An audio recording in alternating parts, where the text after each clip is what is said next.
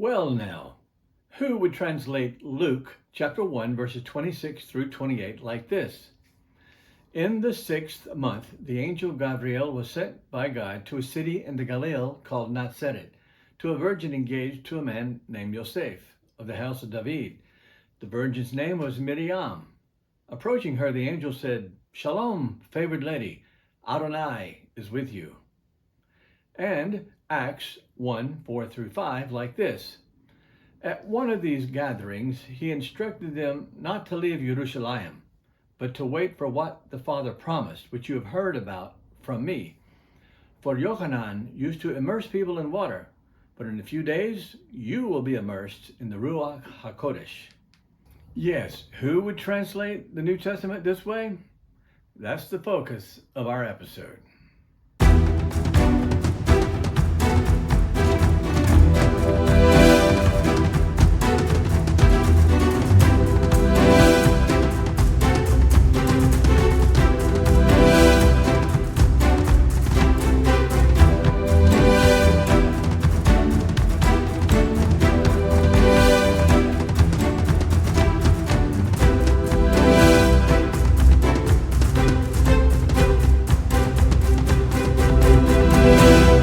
We've been focusing on single author translations lately. Last week, we covered David Bentley Hart's New Testament. Today, we move on to yet another recent translation that flies under the radar, and that is David H. Stern and his New Testament. How does a good Messianic Jew translate the New Testament? I think you'll get a good idea before we finished our review today. Who is David H. Stern, and what are his academic credentials? Do they equip him for translating the New Testament? What is his translation philosophy? What were his goals for the translation? How does it compare to other translations? Well, let's begin to answer a few. Who is David H. Stern? David Harold Stern, born October 31st, 1935, and died October 8, 2022, was an American-born Messianic Jewish theologian who lived the first 45 years of his life in Los Angeles and later immigrated to Jerusalem, where he lived out the rest of his years and died at age 86. He is buried in the Har HaMenachot Cemetery in Jerusalem, the largest cemetery in the city. He was an avid mountain climber, bodybuilder, and surfer in his early years, and in 1963 co-wrote what has become a classic surfer's guide entitled Surfing Guide to Southern California. He graduated Phi Beta Kappa from UCLA at 19 years old. He earned an MA and PhD in economics from Princeton, and at 24 became the youngest faculty member in UCLA's Graduate School of Management. He became a Christian at age 37 during the Jesus movement days in Southern California, the 1970s. He would probably say that he became a follower of Yeshua. He tells the story of his conversion in the book, 12 Jews Discover Messiah, which is a fascinating account I think you would enjoy reading. And so now, with his newfound faith, he returned to school, first to Fuller Theological Seminary in Pasadena, where he earned a Master of Divinity degree and taught the seminary's first ever course in Judaism and Christianity. Then for a year, he studied Talmud and Rashi alongside America's future rabbis in the Graduate School of the University of Judaism in Los Angeles. That is now known as the American Jewish University. He soon became aware of the Jewish-Gentile divide in Christendom. On his Jewish side, he was told you could not be a Jew and a Christian at the same time. And on the Gentile side, he received criticism for insisting that he could be fully Jewish and practice Christianity while observing his Jewish religious practices and customs.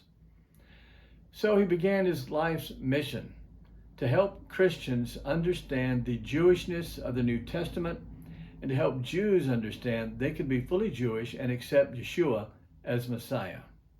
As he put it, I did not immediately feel the full tension of being Jewish and at the same time believing in Yeshua as Israel's Messiah. During the following months, I became an object of controversy, and the ramifications of the 2,000-year-old problem became clearer. I saw that understanding it and working toward resolving it would become my life's work. I soon became as interested in Judaism as in the New Testament.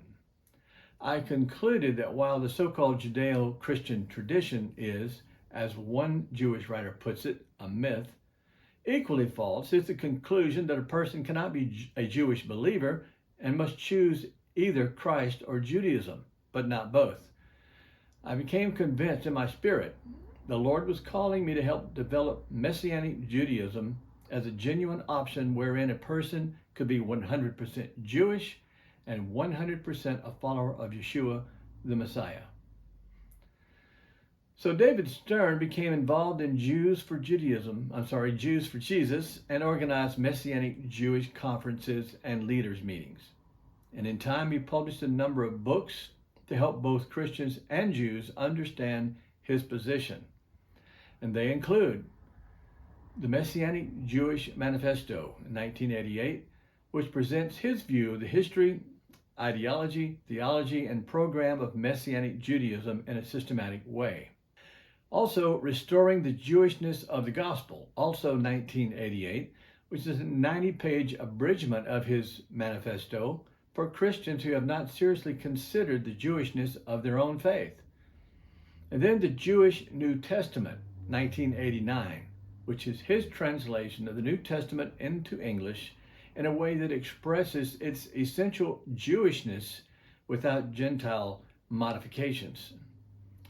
And a companion volume was published in 1992, the Jewish New Testament Commentary, which deals verse by verse with the Jewish issues raised in the New Testament.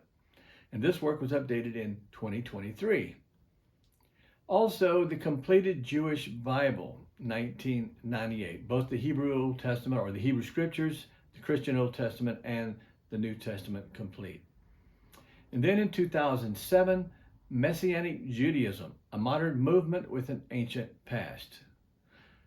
To our purposes, and to which we'll now turn, is the revised edition of the Jewish New Testament, first published in 1988, revised in 2023, and subtitled A Translation of the Brit Hadashah, which is the New Covenant, that expresses its Jewishness.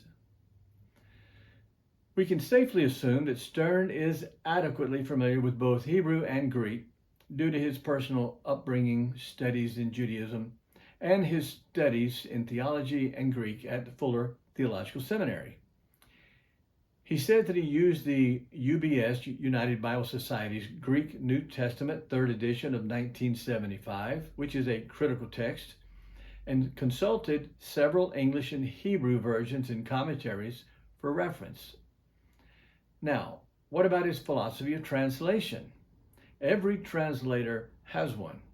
It will be essentially literal, maybe dynamic equivalence, or even further out there, a free paraphrase. What's it going to be? Well, Stern reports that his leans toward dynamic equivalence, but with a difference. As you might expect, Stern is concerned to present the New Testament in a way that highlights its Jewishness through and through. Well, how does he do that? Let's hear it from him. Here's what he had to say. The Jewish New Testament is my own translation from the original Greek into English of the New Testament. It expresses the New Testament's original and essential Jewishness in 3 ways, which I call cosmetic or superficial, cultural, religious, and theological. Now, regarding cosmetic, here's what he says. Cosmetic changes from the usual renderings are the most frequent and obvious. The names Jesus, John, James, and Peter never appear. But Yeshua, Yochanan, Yaakov, and Kepha. The terms immersion, emissary, execution stake, and messianic community, or congregation, replace baptism, apostle, cross, and church. Semitic terms which substitute for certain English words, for example, talmid instead of disciple, and to do tzedakah instead of give to charity. Many of these alterations replace church language in which Christian stimuli produce automatic responses with neutral terminology that encourages the reader to think. Although any one of these changes is superficial, the sheer quantity of them impresses on the reader that the New Testament is indeed a Jewish book, and this is true, and a genuine effect is not superficial. Regarding cultural religious, his second point. Cultural religious elements embed the gospel more securely in its Jewish settings. Two examples may be my use of the word tzitzit instead of fringe, Matthew 9:20, to describe what the woman with the hemorrhage touched, and Hanukkah instead of the Feast of Dedication at Yochanan or John 10:22. By the way, Matthew is his rendering for Matthew in Hebrew. Regarding theological elements include translating Messianic Jews as the name of what we know as the book of Hebrews. In Hebrews 8:6, to show that the new covenant has not been merely established, but given as Torah, his rendering. And rendering Romans 10:4, the goal at which the Torah aims is Messiah, and not Christ is the end of the law. Let's just dive right into his text and take a look and see how it plays out. First of all, let's note the names of the book of the New Testament. Most are familiar, but some are not. Here's the list here that you see. 27 books. Matthew is Matthew, Mark, Luke, Yochanan, John, Acts, Romans, and we continue. Philemon, that's obvious, Philemon. And then after Philemon is Messianic Jews, which is the title to the letter to the Hebrews. Yaakov, James, 1st and 2nd Kepha, 1st and 2nd Peter. 1st, 2nd, 3rd Yochanan, 1st, 2nd, 3rd John. Yehuda, Jude, and then Revelation. Now, how does this translation sound to our ears? Let's look at Matthew 3, verses 1 through 7. It was during those days that Yochanan the Immerser arrived in the desert of Yehuda, began proclaiming the message, "Turn from your sins to God, for the kingdom of heaven is near."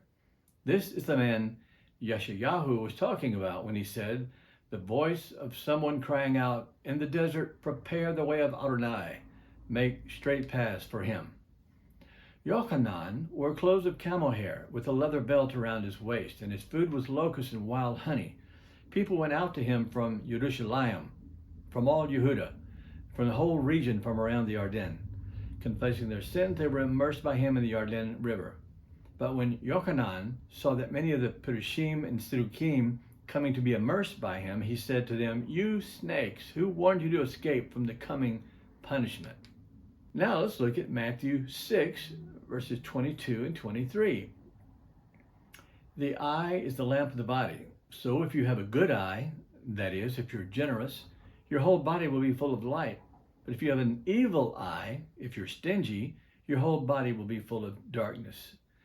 As Westerners, we tend to associate an evil eye with some kind of magic spell. But the phrase is actually, according to Stern, a well-known Hebraism. The passage occurs in a context discussing wealth and our attitude toward it. And some translations use the phrase healthy eye or sound eye versus unhealthy or diseased eye. Stern explains that the meaning in brackets as you're generous or you're stingy is the most obvious meaning in a Hebrew context. The words in the brackets, generous or stingy, are not in the original text, but his way of explaining the passage. Now let's look at Mark 12, verses 28 through 31. One of the Torah teachers came up and heard them engage in this discussion. Seeing that Yeshua answered them well, he asked them, which is the most important mitzvah of them all? Mitzvah is commandment. Yeshua answered, the most important is Shema Yisrael Adonai Eloheinu Adonai Echad. And then in parentheses, Stern translates, "Hear, O Israel, the Lord our God, the Lord is one. And you are to love Adonai with all your heart, with all your soul, with all your understanding, and with all your strength." The second is this: you are to love your neighbor as yourself. There is no other mitzvah greater than these. Stern transliterates the traditional Shema from Deuteronomy 6:4 into English, and then translated in those parentheses. In traditional English Bibles, the verse simply has the translation. And this, again, is Stern's way of bringing home the Jewishness of the New Testament. The prayer is said in devout Jewish homes twice a day and in synagogue service. The Gospel of John, Yochanan, has been open to the charge of being anti-Semitic. John regularly uses the term the Jews and charges them with such things as trying to kill Jesus. At one point in John 8:44, John has Jesus say, "You belong to your father, the devil." Well, how does Stern deal with this charge? He translates the phrase the Jews as the Judeans. Well, how does this help? I believe it might, and in a nuanced way. It narrows the focus from all Jews as a people to the stricter Jewish religious hierarchy of Judea. This is a big question that has more subtleties than at first glance, and many conversations continue to this day about John and whether or not he is truly anti-Semitic. I'll leave links to resources on this topic in the description and let you work on that one. Well, what about Paul and his letters? Paul, his Roman name, was originally called Saul, his Hebrew name. So Stern regularly uses Shaul to refer to him. Paul was born a Jew, educated by Gamaliel, a famous teacher and a famous rabbi. Paul became a Pharisee of the strictest sort, and he steeped in traditional Judaism of his time. And when Paul refers to the law, Stern uses the term Torah to emphasize the Jewish document that Paul no doubt had in mind. And the term faith, Stern typically translates as trust, which is a fair rendering, in my humble opinion. And Romans 10:4 is a very important passage in this regard. It has been traditionally translated, "For Christ is the end of the law for righteousness to everyone who believes." The New English Bible has, "For Christ ends the law and brings righteousness for everyone who has faith." The today's English version is even more explicit. "For Christ has brought the law to an end, so that everyone who believes is put right with God." Now, this can appear to justify the idea that the law is no longer necessary and has been terminated.